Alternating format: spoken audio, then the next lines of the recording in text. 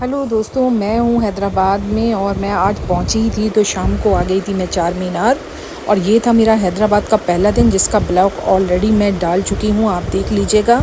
और इसके बाद अब मैं आपको दिखाने वाली हूँ लास्ट डे क्लोजिंग। और ये है चार मीनार और चार मीनार के दोनों तरफ है मार्केट, बहुत ही खूबसूरत और हर वक्त यहाँ बहुत रश भी रहता है।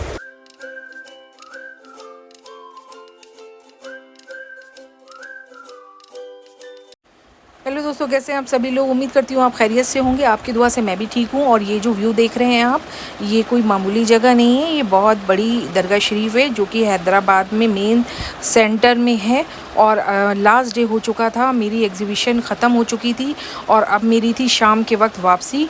तो दिन में मेरे पास था थोड़ा सा वक्त, तो मैंने सोचा कि क्यों ना मैं अपनी हाज़िरी दूँ। और इसकी नीयत जो थी दरगाह शरीफ जाने की, वो मैं दिल्ली से ही करके गई थी। और हर साल जब भी मैं जाती हूँ तो दरबार में हाज़िरी ज़रूर देती हूँ और सभी के लिए दुआ करती हूँ।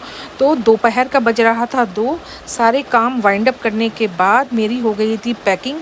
और उसके बाद फिर मैं आ गई दरगाह शरीफ में। दोपहर 2 बजे धूप इतनी तिलमिलाती हुई थी कि अगर आप फ़र्श पे पैर रख लें तो आपके पैरों में छाले पड़ जाएं, इतनी तगड़ी धूप है।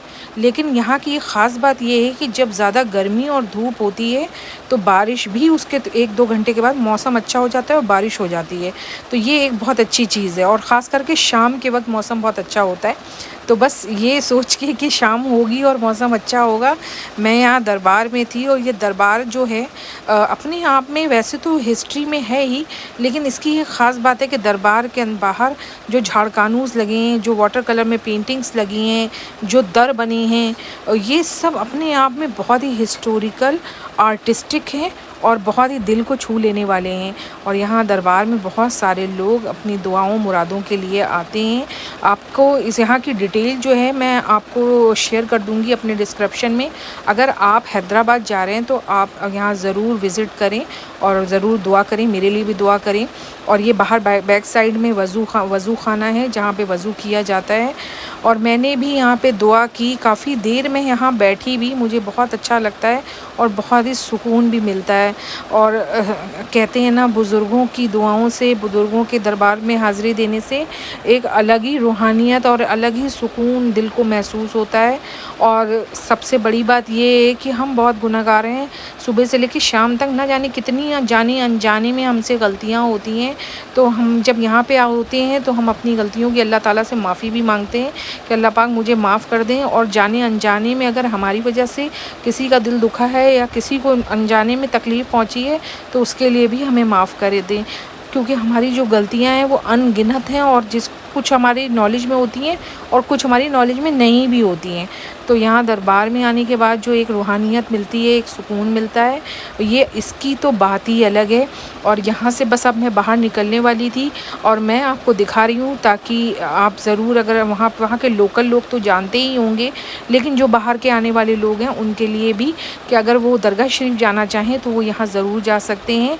और यहाँ से करीबन ऑटो वाला लेता है 70 रुपीज़। थोड़ी ही दूर पे है चार मीनार। तो मुझे जाना था मार्केट, मैंने सोचा कि एक बार वहाँ पे दोबारा विज़िट कर लूँ, कुछ छोटा मोटा सामान लेना हो तो मैं ले लूँ, क्योंकि शाम को फिर मुझे 5 से 6 बजे के बीच एयरपोर्ट के लिए निकलना था। तो बस मैं यहाँ आ गई, यहाँ से मैंने ऑटो किया और मैं आ गई चार मीनार से 2 किलोमीटर पहले ही उतर गई। यहाँ पे थी मार्केट। तो यहाँ पे ये शिकंजी वाले भैया हैं, पहले पी मैंने यहाँ शिकंजी। और ये हैं छोटे छोटे समोसे जो कि यहाँ के बहुत ही टेस्टी समोसे होते हैं।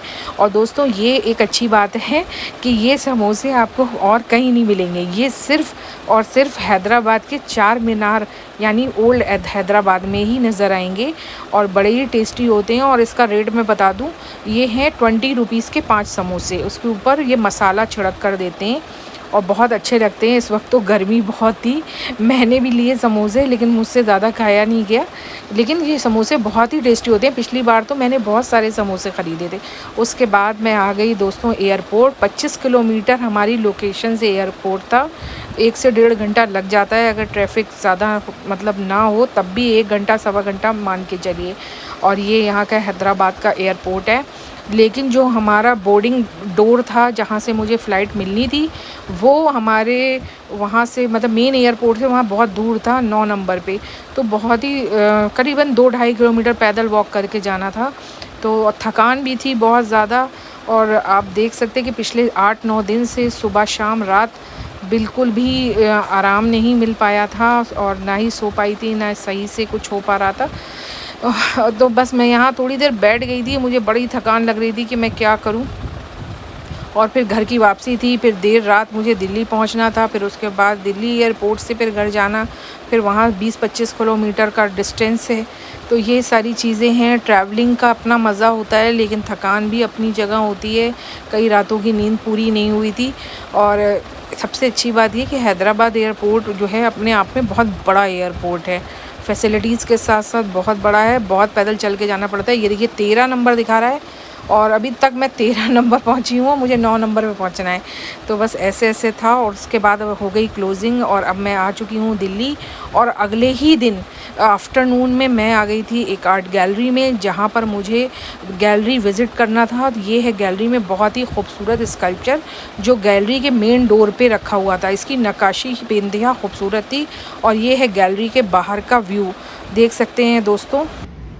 हमारे ब्लॉग आपको कैसे लगते हैं मुझे ज़रूर बताइएगा, दुआओं में याद रखिएगा अपना। और जल्दी ही मैं आपको मिलूँगी अपने दिल्ली एग्जीबिशन में। दोस्तों कैसे हैं आप सभी लोग, उम्मीद करती हूँ आप अच्छे होंगे। आपकी दुआ से मैं भी ठीक हूँ। जैसा कि आप जानते हैं अभी मैं थी हैदराबाद में, जहाँ पे चल रहा था इंडिया आर्ट फेस्टिवल और वहाँ पे हमारा बूथ नंबर था 58। काफ़ी अच्छा रिस्पांस रहा, काफ़ी लोगों ने इनकरेज किया, अप्रिशिएट किया काम, और ओवरऑल शो बहुत अच्छा गया। और आपकी दुआ से पेंटिंग भी सोल्ड हुई। उसके बाद काफ़ी लोगों से कनेक्शंस भी बने हैं, जो आगे को प्रोजेक्ट को लेके भी बात चल रही है। दोस्तों अब हमारा जो अगला आर्ट फेस्टिवल कह सकते हैं वो अक्टूबर में है, जिसे मुंबई आर्ट फेयर है, मुंबई आर्ट फेयर का नाम दे सकते हैं। और ये हो रहा है नेहरू सेंटर में, जो कि अक्टूबर में 3 दिन का है। इसमें जुड़ने के लिए एंट्रीज़ ओपन हो चुकी हैं। आप अपने काम मुझे भेज सकते हैं वर्क के साइज़ के अकॉर्डिंग, और डिटेल आपको हमारे डिस्क्रिप्शन में मिल जाएगी।